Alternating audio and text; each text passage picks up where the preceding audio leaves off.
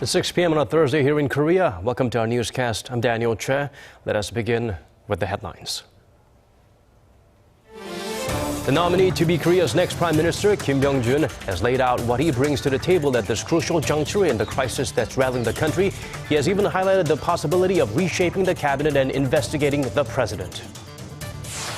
The ruling Saenuri Party welcomes the latest round of appointments by the top office, while the main opposition expressed anger at the unilateral decision and could boycott confirmation hearings for the nominees. While Choi Soon-sil, the woman at the heart of the scandal, power abuse scandal that is, denies all of the allegations against her, there's a long list of criminal offenses she could be charged with. The nominee to be the country's next prime minister, Kim Byung-jun, held a press conference this afternoon where he spoke about his role in this time of crisis for the country. He also believes an investigation into the president is possible as part of the probe into the Choi Soon-sil power abuse probe. Connie Kim was there, and she brings us this report. Prime Minister nominee Kim Byung-jun said that he will do everything he can to fulfill the duties of the position should he become the country's next prime minister. At a press conference on Thursday, Kim confirmed speculation that the prime minister's role for the remainder of the Park Geun-hye administration will be the most expansive of any other administration in the nation's modern history. The role of the Prime Minister, as stated in the Constitution, is simple.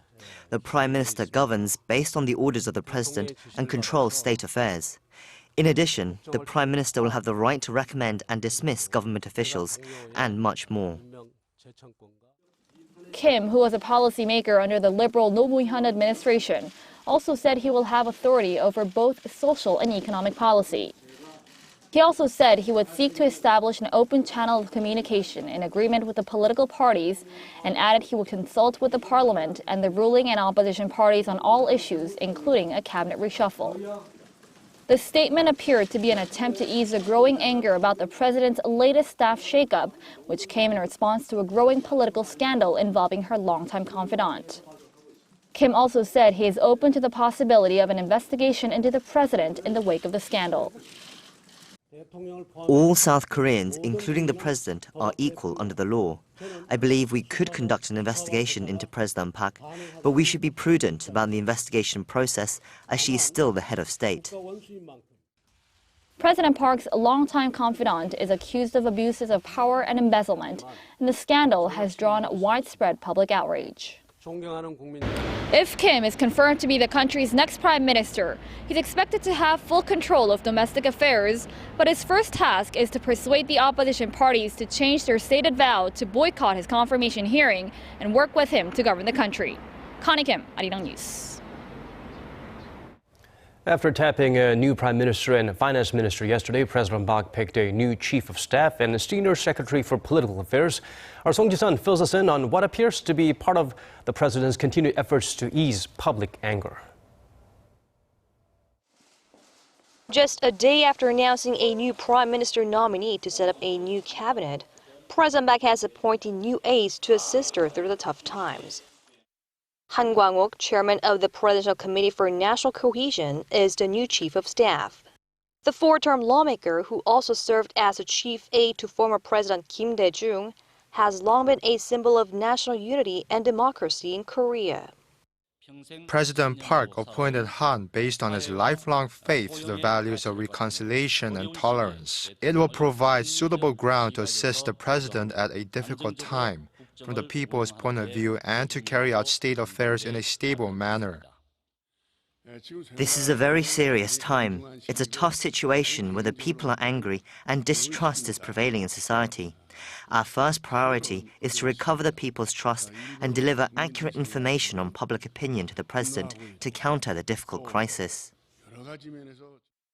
For the other key post, Ho Won-jae is the new chief aide for political affairs. The seasoned reporter, who also functioned as a standing commissioner at the Korea Communications Commission, is anticipated to closely coordinate and communicate with the media, the parliament, and diverse sectors across society. The post for policy coordination, formerly held by An Jong-bum, who is now under prosecutor's investigation for his alleged close links with Choi Soon-sil, has yet to be filled. With the latest appointments, President Park has completed the framework for her new cabinet and staff, hoping the new personnel can help the administration regain control of state affairs. The new chief of staff said the investigation into the allegations against the president's longtime confidant Choi Soon-sil must be clear and thorough so that the public will have no doubt about the outcome. 송지선, Arirang News. The ruling and opposition parties split along party lines in their reactions to the announcements from the presidential office, with pro-Park faction of Saenuri in favor of the opposition taking a more critical position. Park Ji-won outlines lawmakers' response and their possible next move. The ruling Saenuri party welcomed the appointment, saying the party expects the officials' experience and insight will help the country get through this difficult time. The party also urged the opposition bloc to drop its vow to boycott the confirmation hearing for Prime Minister nominee Kim Byung-jun and accept all of the nominations. We asked for the opposition party's understanding for the lack of prior consultation before the nominations were made, but the nominees are well qualified, so I would beseech the parties to help us form a coalition cabinet. But the main opposition Democratic Party of Korea said the presidential office hasn't changed in its lack of communication with the parliament and the opposition bloc.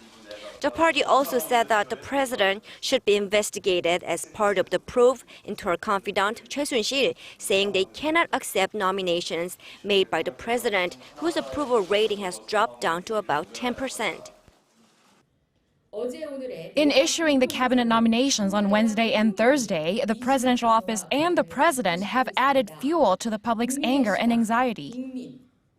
The minor opposition People's Party said the top office is just trying to change the subject when it should be listening to the angry voices of the public. The president, who should be subject to investigation, is only thinking about shielding herself by changing subjects. Meanwhile, the internal conflict within the ruling Saenuri party between the party leadership and the non-pro-President Park faction is escalating. The latter group of lawmakers is urging party leaders to resign and repeating its call for the president to be investigated if necessary. The ruling party plans to hold a general meeting of its lawmakers on Friday to discuss the matter further. The Democratic Party of Korea also plans to hold another general meeting of all its lawmakers on Friday to decide whether to accept the Prime Minister nominee and whether to seek impeachment for the president or press her to resign. Park Ji-won, Arirang News. A day after prosecutors requested an arrest warrant for Choi Soon-sil on charges that include abuse of power as an accomplice, the woman at the center of this scandal appeared at the court for hearing. The court is now deciding whether to validate the warrant. Oh Jung-hee has the latest. Choi Soon-sil, President Park Geun-hye's longtime confidant who's at the heart of an ongoing abuse of power scandal, appeared at Seoul Central District Court on Thursday afternoon. She was there to attend a hearing that started at 3 p.m., through which state prosecutors are asking the court to validate an arrest warrant for Choi they issued the day before. Choi came in wearing a black coat, covering her face with glasses and a mask. Speaking to reporters earlier in the day, Choi's lawyer had said that his client would accept the court's decision no matter the outcome. But Choi has been denying all the allegations against her, so a fierce battle is expected between prosecutors and Choi's defense counsel surrounding the facts, evidence, and legal principles related to the charges. A final decision on the arrest warrant is expected to come out late Thursday night. Prosecutors arrested Choi Wednesday afternoon on 2 charges, being an accomplice to a crime of abuse of authority and attempted fraud. Choi does not hold an official government post, but is being accused of using her connections to the president to pressure conglomerates into making massive donations to 2 government-linked foundations. The attempted fraud charge relates to the funds she allegedly raised for the 2 foundations in question and then funneled into a paper company for her own personal use. If the court approves the arrest warrant, prosecutors will be able to expedite the investigation. They could also move to charge Choi with other criminal offenses, including embezzlement, accessing presidential documents, and garnering favorable treatment for her daughter during her time at Ewha Women's University. Oh Jung-hee, Arirang News.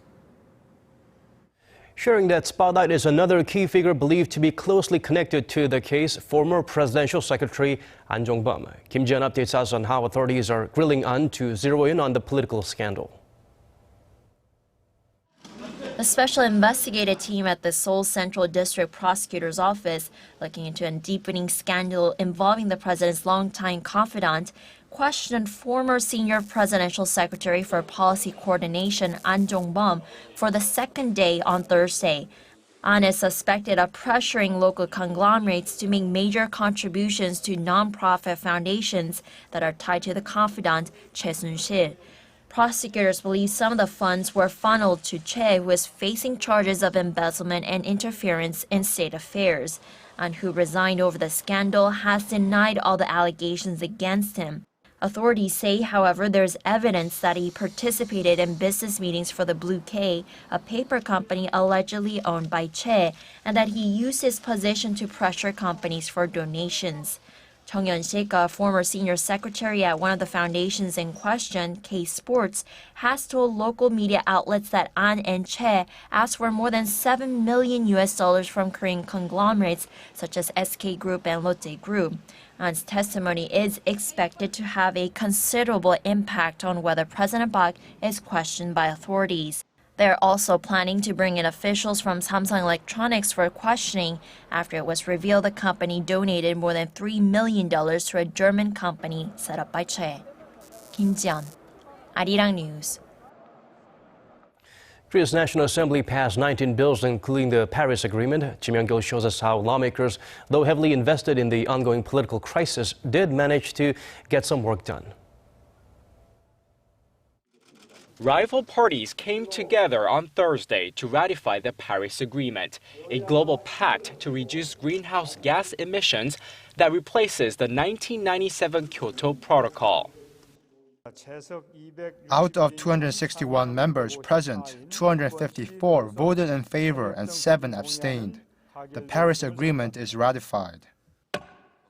The Paris Agreement aims to keep global temperatures from rising to more than 2 degrees Celsius, above pre-industrial levels.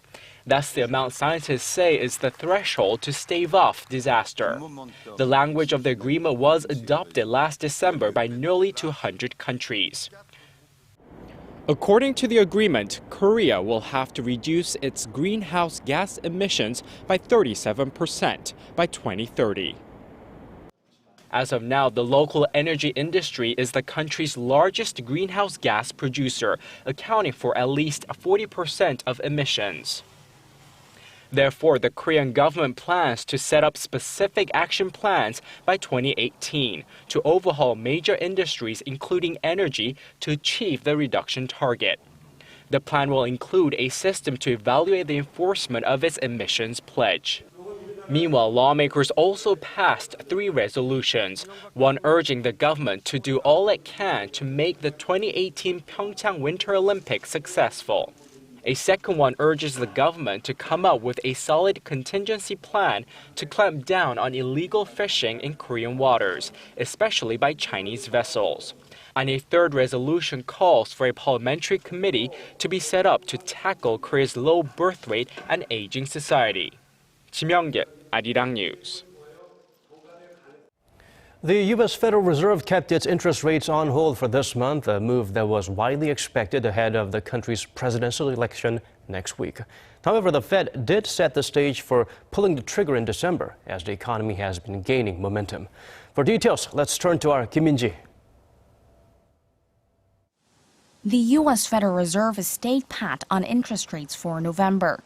After a 2-day meeting, the rate-setting committee decided to wait for further evidence of continued progress towards its objectives. The move was widely expected with less than a week before the presidential election. The Fed, however, did signal a possible rate hike in December. It said the U.S. economy had gained steam, job creation remained solid, and that policymakers were more confident that inflation was nearing their 2% target. The Fed added the case for increased borrowing costs continued to strengthen, meaning action could be taken when the committee gathers next month for its final meeting of the year. It seemed very much that they are still guiding us to December, thinking that a rate increase will occur then, another 25 basis points, the same as last December. And the commentary in the release did indicate they're still thinking that way. But this could be a headache for emerging markets, including Korea, as it could trigger a massive capital outflow. The Bank of Korea has 2 more monetary policy meetings this year, and a potential U.S. rate hike would mean less room for Korea to change its monetary policy, which currently stands at a record low of 1.25%. The BOK isn't really in a situation to lower rates, given the nation's high household debt and overheated real estate market, and a rate cut runs opposite to the U.S. policy. It's not in a position to follow suit either, as existing economic conditions don't look robust enough to handle higher rates given uncertainties Korea faces. The general consensus is that the Bank of Korea is expected to keep its rate on hold for this year, although some experts cautiously predict a rate cut early next year should fourth-quarter growth rate fall short of expectations. Kim Min-ji, Arirang News. That's all from me at this hour. For our viewers in Korea, we have domestic news updates coming up next. Thank you for watching.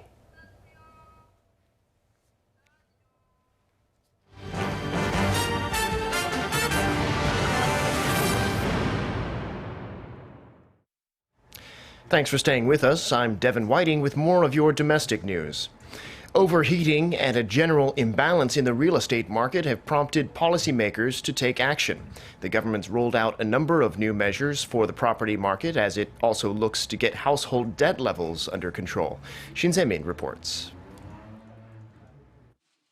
The government is looking to slap limits on the way apartments are purchased in a bid to stop the real estate market from overheating in certain regions. Finance Minister Yoo Il-ho says the government wants to regulate speculative investments in the Gangnam area in southern Seoul, one of the most affluent parts of the metropolitan area. Data from the Land Ministry shows apartment prices there jumped almost 6% on average in the first 10 months of this year, while nationwide figures only edged up 0.5%. The restrictions will cover Seoul, parts of Gyeonggi-do province, as well as the administrative capital of Sejong and the southern city of Busan, areas that have seen signs of overheated speculative investment. The measure includes extending a ban on the transfer of home purchasing rights in certain regions, and the government said it's reviewing the idea of designating anti-speculation property zones. This comes against a backdrop of growing calls to curb rising household debt that hit an all-time high of $1.1 trillion as of the end of June.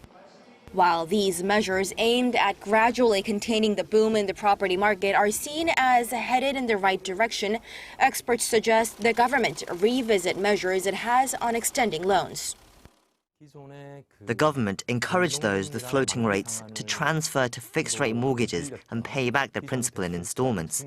This helped curb household borrowing immensely, so they need to introduce measures like this again. Already, the government has made efforts to stem the rapid expansion of household debt, requiring banks to institute stricter screening procedures for those taking out mortgages. But time is of the essence as the country looks to quickly get debt levels under control, especially at a time when a potential U.S. federal rate hike may add upward pressure to Korea's own monetary policy. Shin Se-min, Arirang News.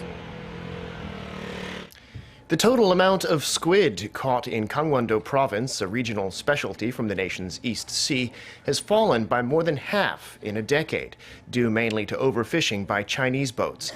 The Gangwon-do provincial government estimates local fishermen could face financial losses of more than $80 million and plans to enact a special law to provide support for them. Kim Yo-sun has more. Squid stocks in South Korea's eastern coast of Gangwon-do province is depleting fast, mainly due to Chinese boats overfishing. According to a report submitted by the Gangwon-do province office to the Provincial Assembly on Thursday, the total catch of squid in 2014 amounted to approximately 10,831 tons, which is a radical reduction compared to 22,243 tons in 2004. During the same period, the number of Chinese fishing vessels in North Korean waters increased 13-fold to approximately 1,900 ships. Experts say that Chinese boats operating in North Korean waters sees large amounts of squid migrating southward, decimating the population of squid reaching South Korean waters. The total amount of squid output this year until the end of September hovered around 3,300 tons, a 20% decline compared to the same period last year. Gangwon-do province officials estimate that the financial loss that the local fishermen have to bear due to the Chinese boats overfishing can amount to 100 billion won, or $87.7 million.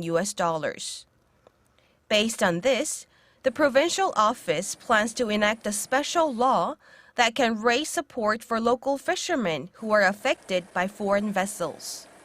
Kim Yo-san, Arirang News. Now, a new stretch of highway is set to open next week that'll speed up trips from the capital to Gangwon-do province. What's being called the second Yeongdong Expressway will open on November 11th, connecting the city of Gwangju in Gyeonggi-do province to Wonju in Gangwon-do. It's expected to cut travel time from Seoul to Pyeongchang County, the site of the 2018 Winter Olympics, from the current 77 minutes down to 54 minutes. The 57-kilometer expressway extension will carry a toll of 4,200 won. The expressway took 5 years to complete at a cost of just under 1.6 trillion won, or about $1.4 billion US dollars.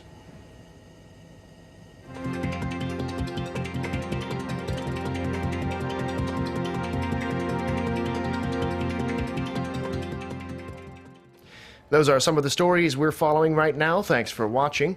We'll be back at 8 p.m. Korea time. Bye for now.